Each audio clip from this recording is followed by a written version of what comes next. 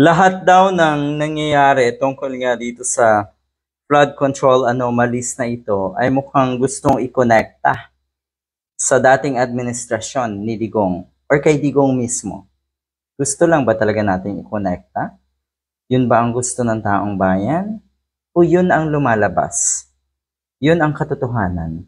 Kaya lahat ng ito ay kumukonekta rin talaga kay Digong. Galing mismo dyan sa mga resource persons na yan. Galing sa mga pinaiimbestigahan. Katulad ng sinabi ni Diskaya na kuno ay nagsimula siya sa DPWH noong 2016. Sino ba ang presidente noong 2016?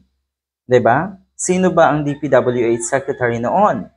Eh, 'di ba itong senator na ito na anak ni Aling Maliit na si Villar, Senator Villar? Yan. Itong si Alcantara, itong district engineer po sa Bulacan, ay naging district engineer during the Duterte administration. At siya daw ay assigned ni Secretary Villar. Sino ang nag-assign sa'yo to be a district engineer? Hindi talaga ligtas dyan yung mga taong nag-assign, nag-appoint, di ba? Hindi talaga.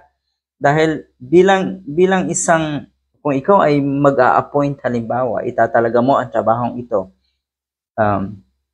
sa isang engineer, halimbawa, dapat alam mo, dapat may responsibility ka over the job, over his job.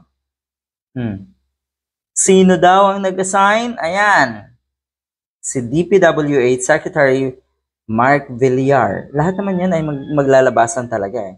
Wala talagang maitatago dito sa investigasyon na ginagawa ng Senado. Sabihin na natin, kahit alam naman natin na meron dyan na pumipigil, meron dyan na galit-galitan kuno, meron dyan na kuno ay nanlumo sa sobrang laki ng korupsyon na ito, sobrang lawak ng korupsyon na ito.